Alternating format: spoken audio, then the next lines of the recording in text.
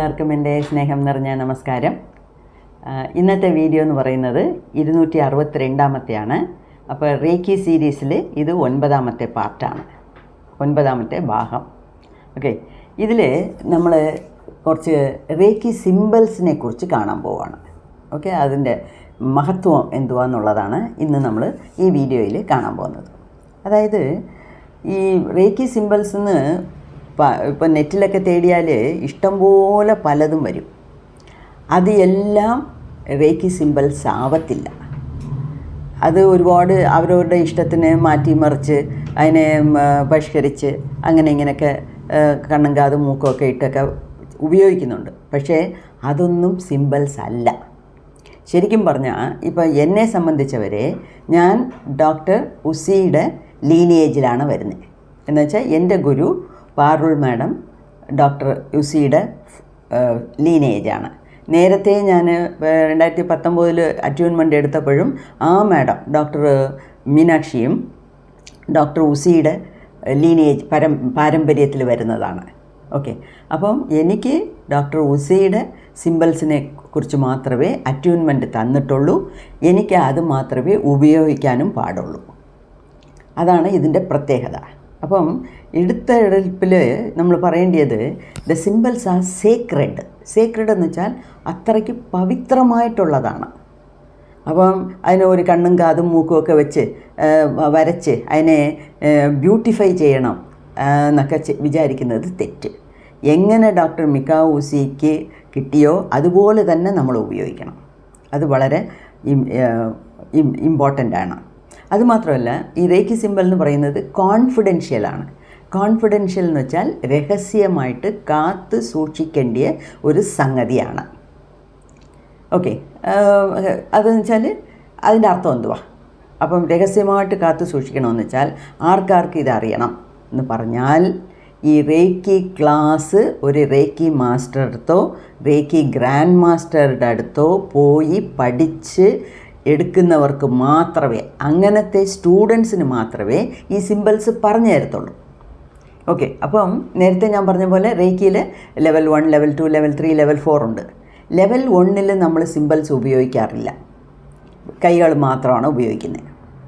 Level 2, level 3 വരുമ്പം നിങ്ങളുടെ teacher, നിങ്ങളുടെ റേക്കി മാസ്റ്റർ ഇത് പറഞ്ഞു തരും. എന്നുവെച്ചാൽ അപ്പം അറ്റ്യൂൺമെൻ്റ് ഉണ്ട്. ആ അറ്റ്യൂൺമെൻറ്റ് സമയത്ത് അതിന് കുറച്ച് മുന്നേ ഈ സിംബൽസിനെ കുറിച്ച് പറഞ്ഞു തരും. അവർ വരച്ച് കാണിക്കും. അത് നമ്മൾ കണ്ട് വരച്ച് പഠിക്കണം. പഠിച്ച് മനസ്സിലാക്കിയ പിന്നീട് നമുക്ക് അറ്റ്യൂൺമെൻ്റ് എടുക്കുമ്പം എടുക്കുന്ന ആളിന് മാത്രമല്ല ആ സിംബൽസിനും എടുക്കുന്ന ആളിനും ഒരു കണക്ഷൻ ഉണ്ടാകും. അതിന് പിന്നെ ഈ സ്റ്റുഡൻറ്റ് ആ സിംബൽസിനെ ഉപയോഗിക്കുമ്പം അത് അവർക്ക് ഫലപ്രദമായിട്ടാകും. അതാണ് കോൺഫിഡൻഷ്യൽ എന്ന് പറയുന്നത്. അതായത് പാരമ്പര്യമായിട്ട് ഒരാളിന് ഒരാൾ കൈമാറി വരുന്നതാണ് ഇത്. അല്ലാതെ ഇത് ചുമ്മാ ഇൻ്റർനെറ്റിലിട്ട് നോക്കിയോ അല്ലെങ്കിൽ പല പ്രിൻ്റഡ് ബുക്സിൽ നോക്കിയോ പഠിച്ച് ഞാനും കൂടെ ചെയ്യാം എന്നൊക്കെ വിചാരിച്ചാൽ അത് തെറ്റ്. ഓക്കെ, അതുമാത്രമല്ല, അപ്പം അങ്ങനെ പഠിക്കുന്ന സ്റ്റുഡൻസിന് മാത്രമാണ് ഇത് പകർന്നു കൊടുക്കുന്നത്, പഠിപ്പിച്ചു കൊടുക്കുന്നത്. അതുമാത്രമല്ല, ഈ സിംബൽസ് എന്ന് വെച്ചാൽ എന്തുവാ? നിറച്ച് സിംബൽസ് ഉണ്ട്, ഇഷ്ടംപോലെ സിംബൽസ് ഉണ്ട്. റേക്കിക്ക് മാത്രമല്ല വേറെയും പല സിംബൽസ് ഉണ്ട്. ഈ കൈകൊണ്ട് ചെയ്യുന്ന കാര്യങ്ങളെ കൊണ്ട് മുദ്ര, ചിന്മുദ്ര, ആഹായമുദ്ര, വായുമുദ്ര, അങ്ങനെ കുബേരമുദ്ര, അങ്ങനെ മുദ്രകളുണ്ട്, സിംബൽസ് ഉണ്ട്. ഈ സിംബൽസ് മുദ്രകളെല്ലാം നമ്മൾ എന്തിനാണ് ഉപയോഗിക്കുന്നതെന്ന് വെച്ചാൽ അതൊക്കെ പവർഫുള്ളായിട്ടുള്ള ടൂൾസാണ്. ഇപ്പോൾ ടൂൾസ് എന്ന് വെച്ചാൽ എന്തുവാ? ഒരു സ്ക്രൂ ഡ്രൈവർ അതൊരു ടൂളാണ്. നമ്മൾ വെറും കൈ കൊണ്ട് ഒരു ജോലി ചെയ്യുന്നതിനെക്കാട്ടിലും സ്ക്രൂ ഡ്രൈവർ ഉണ്ടെങ്കിൽ പെട്ടെന്ന് അത് ചെയ്യാൻ പറ്റും. അപ്പോൾ അതൊരു ടൂൾ. അതുപോലെ ഈ സിംബൽസ്, മുദ്രകൾ, ഇതെല്ലാം ടൂൾസാണ്.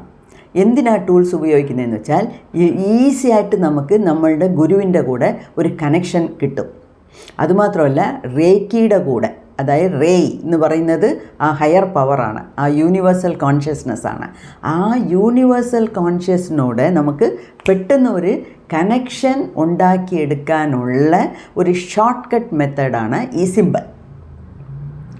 ഓക്കെ, എവിടെ നമ്മൾ സിംബൽ ഉപയോഗിക്കുന്നോ അവിടെയൊക്കെ ഇതൊരു ഷോർട്ട് കട്ടായിട്ട് എളുപ്പത്തിൽ വേഗത്തിൽ നമുക്ക് ആരുടെ കൂടെ ഏത് ശക്തിയുടെ കൂടെ കണക്ഷൻ ചെയ്യണോ ആ ശക്തിയുടെ കൂടെ നമുക്ക് എളുപ്പത്തിൽ കണക്റ്റ് ആകാൻ ഉപയോഗിക്കുന്ന ഒരു ടൂൾ, ഒരു ഉപകരണമാണ് ഈ സിമ്പൽ.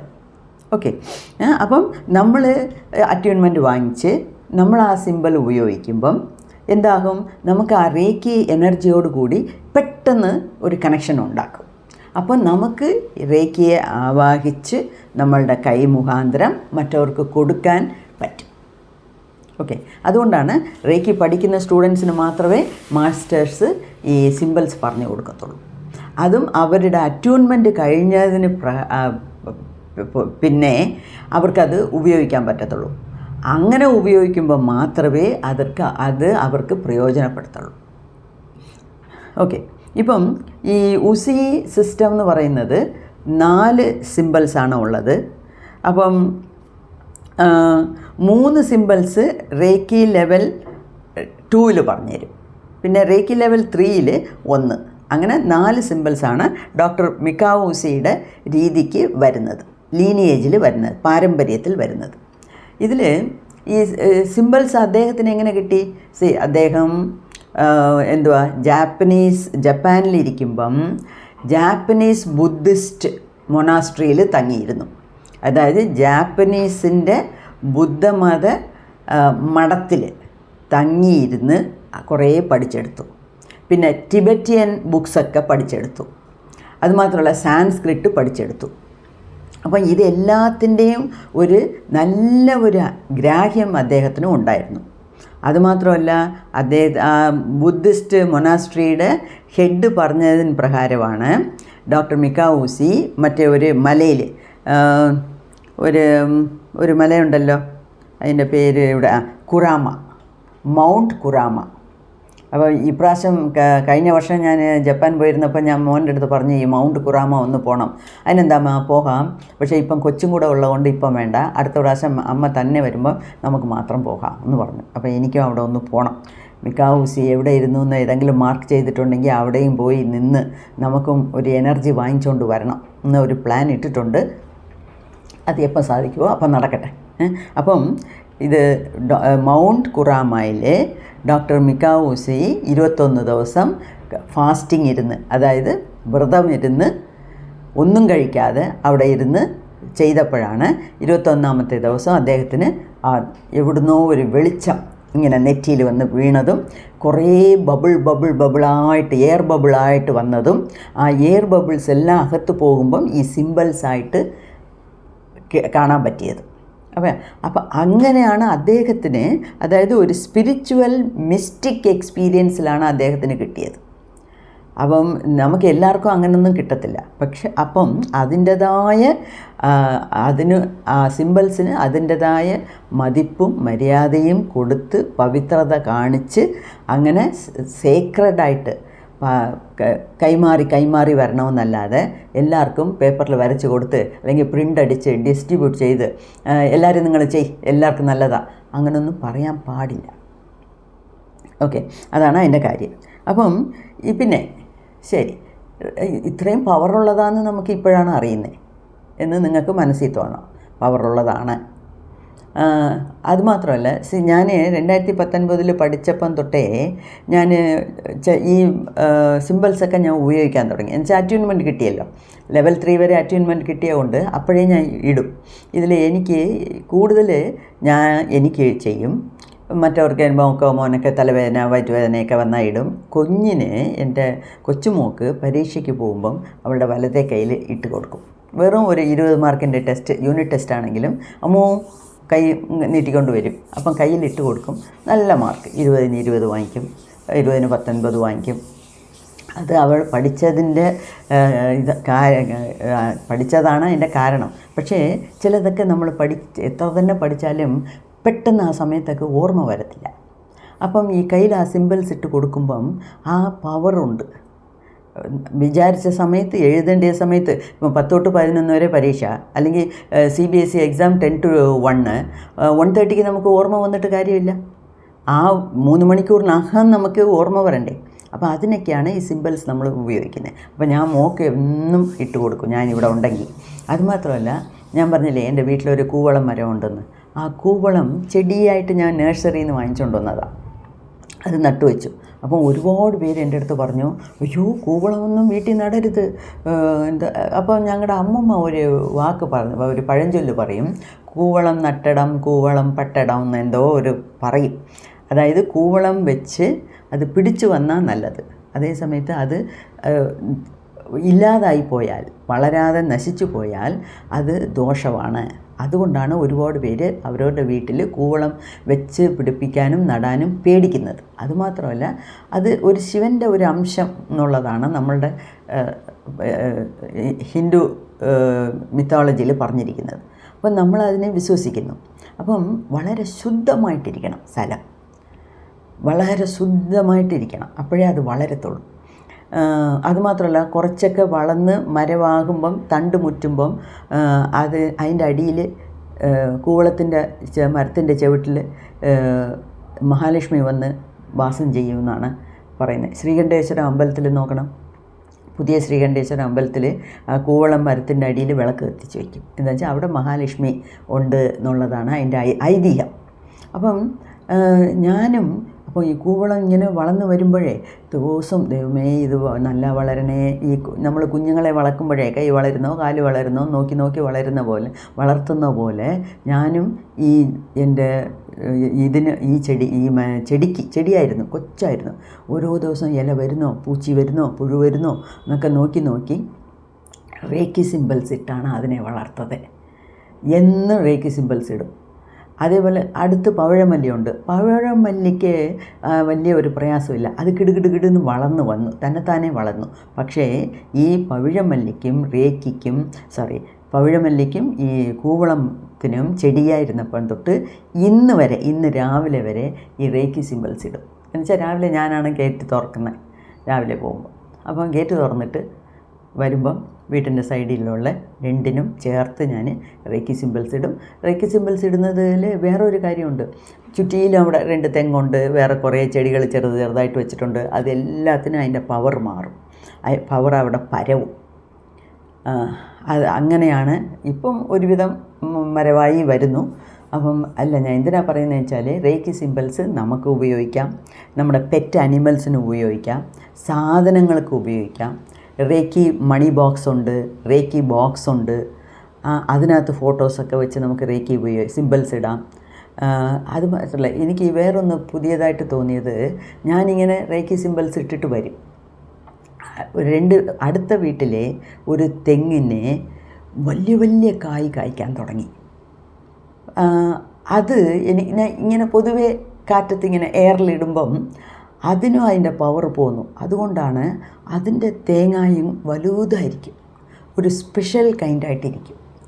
അപ്പോഴാണ് പെട്ടെന്ന് എനിക്ക് തോന്നിയത്, ഇവിടെ നമ്മൾ ഇടുന്നതിൻ്റെ സിമ്പിളിൻ്റെ ഇഫക്റ്റ് അവിടം വരെ പോകുന്നുണ്ട് എന്നുള്ളതാണ്. അപ്പോൾ അത്രയ്ക്ക് പവർഫുള്ളാണ് ഈ റേക്കി സിമ്പിൾസ്. ഓക്കെ, അപ്പം പിന്നെ ഈ സിമ്പിൾസ് എന്ന് പറയുന്നത് എന്തുവാ, ഇങ്ങനെയൊക്കെ വരയ്ക്കുന്നു, ഇങ്ങനെയൊക്കെ ഇടുന്നു, അതെന്തുവാ, അത് ആക്ച്വലി ജാപ്പനീസ് വേർഡ്സാണ്.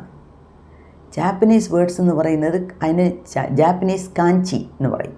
നമ്മുടെ വേർഡ്സ് ലെറ്റേഴ്സ് എഴുത്ത് പറയുന്നില്ലേ, ക ഇഖ എന്നൊക്കെ പറയുന്നില്ലേ, അതുപോലെ ലെറ്റേഴ്സ് എല്ലാം കൂടെ കൂട്ടിച്ചേർത്ത് എഴുതിയ വേർഡാണ് ഈ കാഞ്ചി, ജാപ്പനീസ് കാഞ്ചി എന്ന് പറയുന്നത്. ശരിക്കും ഈ സിമ്പിൾസ് ജാപ്പനീസ് കാഞ്ചിയാണ്, ജാപ്പനീസ് വേർഡ്സാണ്. ഓക്കെ, അതിൽ ചില ഭാഗങ്ങളൊക്കെ സാൻസ്ക്രിറ്റിൽ നിന്നും എടുത്തിട്ടുണ്ട് എന്നാണ് അറിയപ്പെടുന്നത്. അതുമാത്രമല്ല, അതായത് ജാപ്പനീസ് ജപ്പാനിലുള്ള ബുദ്ധിസ്റ്റുകൾ അവർ സാൻസ്ക്രിറ്റിനെയും ജാപ്പനീസ് കാഞ്ചിയെയും ചേർത്ത് ഒരു സിമ്പിളായിട്ട് ഉണ്ടാക്കി എന്നാണ് അവർ പറയുന്നത്. പിന്നെ ഈ സിമ്പിൾസ് എവിടേക്കാണോ അതിൻ്റെ പ്രസക്തി എഴുതപ്പെട്ടിരിക്കുന്നത്, the encyclopedia of Eastern philosophy and religion, അങ്ങനെ ഒരു വലിയ പഴയ ഗ്രന്ഥമുണ്ട്, ബുക്ക്, എൻസൈക്ലോപീഡിയ അറിയാമല്ലോ. അപ്പം ആ എൻസൈക്ലോപീഡിയയുടെ പേരെന്തുവാ, the encyclopedia of Eastern philosophy and religion. Eastern philosophy എന്ന് വെച്ചാൽ ഇന്ത്യ, ടിബറ്റ്, ചൈന ഈ ഭാഗത്തുള്ളതാണ് ഈസ്റ്റേൺ ഫിലോസഫി. അപ്പോൾ ഈസ്റ്റേൺ ഫിലോസഫി ആൻഡ് റിലിജൻ അങ്ങനത്തെ ഒരു ബുക്കിൻ്റെ അകത്ത് ഈ സിമ്പിൾസിനെ കുറിച്ച് മെൻഷൻ ചെയ്തിട്ടുണ്ട്. ഓക്കെ.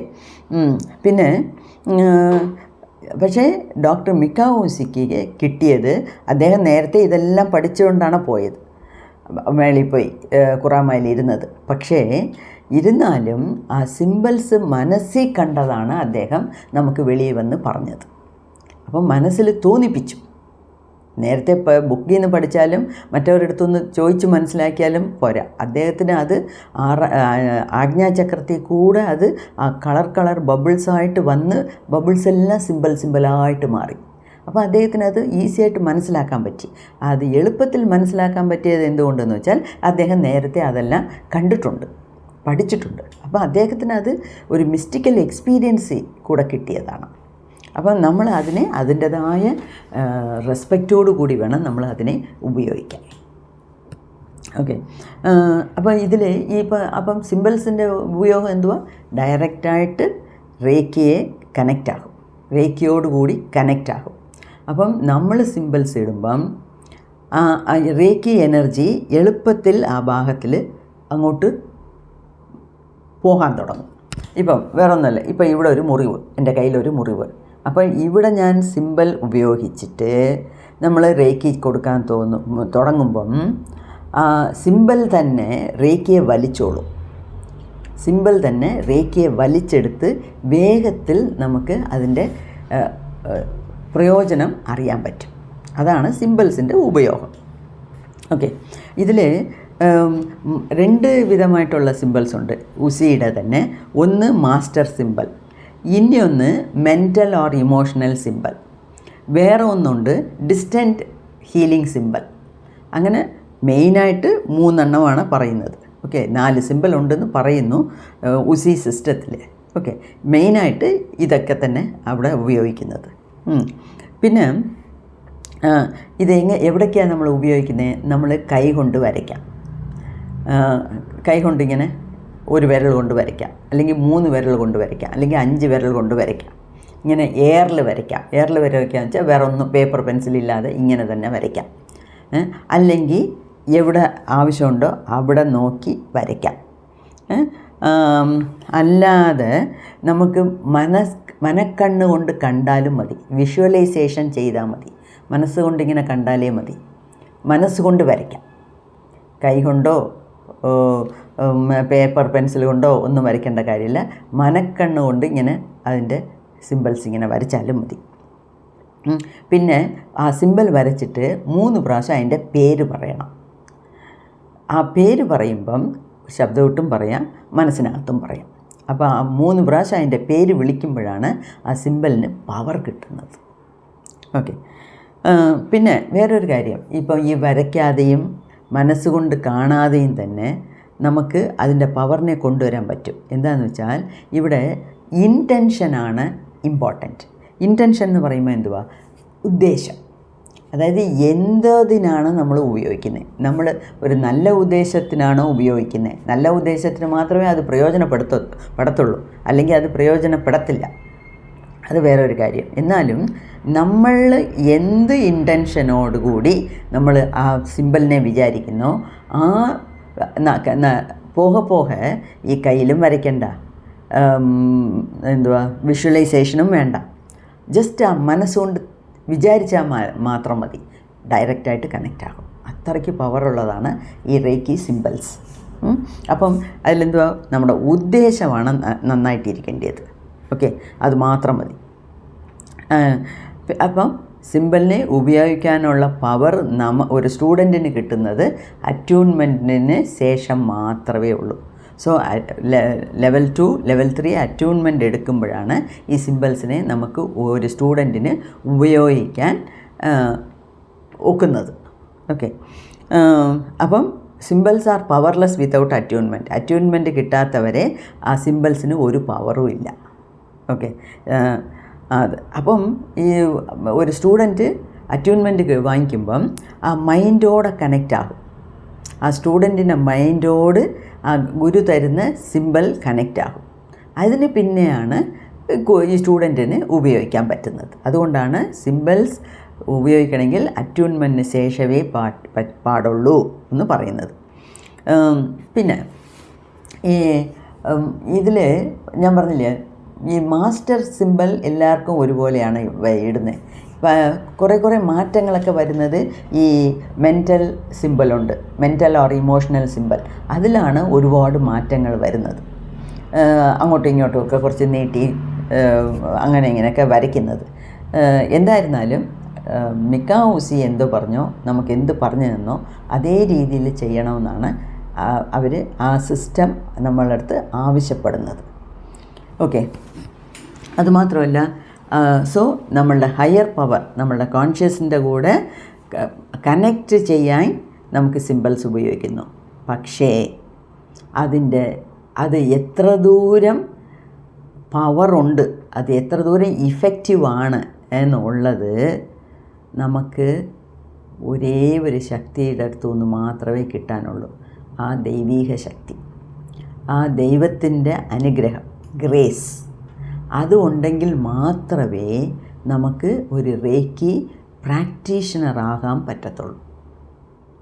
ഓക്കെ, അപ്പോൾ റേക്കിയെ കേട്ടു, ഇത്രയൊക്കെ മനസ്സിലാക്കി. അപ്പോൾ നാളെ തന്നെ ഞാനൊരു അറ്റ്യൂൺമെൻ്റ് എവിടെയെങ്കിലും പോയി എടുത്തിട്ട് 5000 10,000 കൊടുത്തിട്ട് ഒരു അറ്റ്യൂൺമെൻ്റ് എടുത്ത് ഞാൻ നാളെ തന്നെ ഒരു ബോർഡ് വിട്ട് ഞാൻ ഇരിക്കാൻ പോവുക എന്ന് വിചാരിച്ച കൊണ്ട് മാത്രം അത് നടക്കത്തില്ല. ഞാൻ പറഞ്ഞില്ലയോ, എല്ലാത്തിനും ഒരു സമയമുണ്ട്. അത് പ്രപഞ്ചത്തിനറിയാം, അത് നമ്മളുടെ സോളിനറിയാം, നമ്മുടെ ആത്മാക്കറിയാം. അല്ലെങ്കിൽ 2019 ഞാൻ 3 ലെവൽ എടുത്തതാണ്. അപ്പം മീനാക്ഷി മാഡം ചോദിച്ചതാണ്, ഞാൻ എപ്പോഴും അറ്റ്യൂൺമെൻറ്റ് 4th ലെവലിന് തരത്തില്ല, 70,000 കിട്ടിയാൽ മതി. എൻ്റെ കയ്യിൽ പൈസയും ഉണ്ടായിരുന്നു, കാർഡും എടുത്തുകൊണ്ട് പോയിരുന്നു. എന്നിട്ടും അപ്പം എൻ്റെ മനസ്സ് പറഞ്ഞു ഇപ്പം വേണ്ട. പക്ഷേ ഇപ്പം ആ ചാൻസ് എന്നെ തേടി വന്നു, ഞാനതിനെ പ്രയോജനപ്പെടുത്തി. ഇവരും അപ്പം ഞാനും മനസ്സിലാച്ചു, 2019 അവർ 70,000 പറഞ്ഞു, ഇപ്പോഴും 70,000 പറയുന്നു. സാരമില്ല, ഈ കാശിൻ്റെ കണക്ക് നോക്കരുത്. ഇതുമാതിരി കാര്യത്തിൽ പണത്തിൻ്റെ നോക്കാനേ പാടില്ല. ഇത് ഒരു കിലോ കത്തിരിക്ക എടുത്തിട്ടേ, ഒരു വഴുതലങ്ങ എടുത്തിട്ടേ ഇത് എത്ര വില എന്ന് ചോദിക്കുന്ന പോലെ ഈ വക കാര്യങ്ങളിൽ നമ്മൾ ചിന്തിക്കാനേ പാടില്ല. ഇതൊക്കെ ദൈവീക ശക്തി കൊണ്ട് കിട്ടുന്നതാണ്. ഞാനൊരു ഗ്രാൻഡ് മാസ്റ്റർ ആകണമെന്ന് എത്ര വിചാരിച്ചാലും അതിന് അവിടുന്ന് ഒരു പെർമിഷൻ ഇല്ലെങ്കിൽ ആവാൻ പറ്റില്ല. 70,000 ഇല്ല, 7 കോടി 70 കോടി നമ്മുടെ കയ്യിലിരുന്നാലും ചിലപ്പോൾ അത് സാധിച്ചെന്ന് വരത്തില്ല. മനസ്സിലായോ? അതുകൊണ്ടാണ് എപ്പോഴേ ആ കാശിൻ്റെ മാത്രം വെച്ച് ഒന്നിനെയും നമ്മൾ ഇടയിടരുത്. ഇപ്പോൾ ഒരു സാരി വാങ്ങിക്കുന്നു, അല്ലെങ്കിൽ ഒരു വീട്ടിലെ പാത്രം വാങ്ങിക്കുന്നു, അല്ലെങ്കിൽ ഒരു യൂട്ടൻസിൽ വാങ്ങിക്കുന്നു, ഒരു ഉപകരണം വാങ്ങിക്കുന്നു. ഓക്കെ, ഇതൊക്കെ ഉണ്ട്, അപ്പോൾ എന്നാ വാങ്ങിക്കാം, തെറ്റില്ല എന്ന് നമ്മൾ കണക്ക് കൂട്ടുന്നല്ലോ. ആ കണക്ക് കൂട്ടൽ ഇങ്ങനത്തെ സംഗതികൾക്ക് പാടില്ല എന്നാണ് പറയുന്നത്. അപ്പം ഞാൻ എന്തിനാണ് പറഞ്ഞു വരാന്ന് വെച്ചാൽ, ഇപ്പോഴാണ് ആ ഗ്രാൻഡ് മാസ്റ്റർ ആവാനുള്ള വിധി എനിക്കുള്ളത്. ശരി, ഇപ്പോഴാണെങ്കിൽ ഇപ്പം അങ്ങനെ എന്നുവെച്ചാൽ 2019 ഞാൻ ഒരു റേക്കി ടേബിളൊക്കെ വാങ്ങിച്ച് വീട്ടിൽ തന്നെ ഒരു റൂമിൽ അതിന് വേണ്ടി ഏർപ്പാടൊക്കെ ചെയ്യാനൊക്കെ ഞാൻ തയ്യാറായതാണ്. എന്തോ അങ്ങനെ തട്ടിപ്പോയി. ഇപ്പോഴാണ് അതിൻ്റെ സമയം വന്നിരിക്കുന്നത്. ഓക്കെ, നടക്കട്ടെ. അപ്പം പ്രപഞ്ചത്തിന് ഒരു കണക്ക് കൂട്ടലുണ്ട്, അത് പ്രകാരമേ നമുക്ക് പോകാനൊക്കത്തുള്ളൂ. അപ്പോൾ അതാണ് ഇവിടെ എഴുതിയിരിക്കുന്നത്. Their powers and effectiveness comes to us by grace from the creator. നമ്മുടെ പടച്ചോൻ്റെ അനുഗ്രഹം ഉണ്ടെങ്കിൽ മാത്രമേ, ഗ്രേസ് എന്ന് വെച്ചാൽ അനുഗ്രഹം, അവിടുന്ന് ഒരു അനുഗ്രഹം നമുക്ക് വേണം ഏതൊന്നിനും. അതില്ലെങ്കിൽ നമുക്ക് തലകുത്തി നിന്നാലും 100 ഗ്രാൻഡ് മാസ്റ്റർ അടുത്ത് പോയി അറ്റ്യൂൺമെൻറ്റ് വാങ്ങിച്ചാലും നമുക്കത് നടക്കത്തില്ല. സോ ഇതെല്ലാം 5,000 കെട്ടി ലെവൽ 1, 10,000 കെട്ടി ലെവൽ 2, ഇനി ഒരു 25,000 കെട്ടി ലെവൽ 3, ഞാൻ റെഡിയായി എന്ന് പറഞ്ഞിട്ട് കാര്യമില്ല. എല്ലാത്തിനും ഒരു സമയം, അതൊരു എക്സ്ട്രാ പവറാണ്. ഇപ്പം ജീസസ് ക്രൈസ്റ്റ് എത്രയോ പേരെ അക്കാലത്ത് മിറാക്കിൾ ചെയ്ത് ഹീൽ ചെയ്തു. അദ്ദേഹത്തിനൊക്കെ ഈ പവർ അനുഗ്രഹമായിട്ട് കിട്ടിയ കൊണ്ടാണ് അദ്ദേഹത്തിന് അത്രയും ചെയ്യാൻ പറ്റിയത്. അല്ലെങ്കിൽ ആർക്കും ഒന്നും ചെയ്യാൻ പറ്റത്തില്ല, തല കുത്തി നിന്നാലും നടക്കത്തില്ല.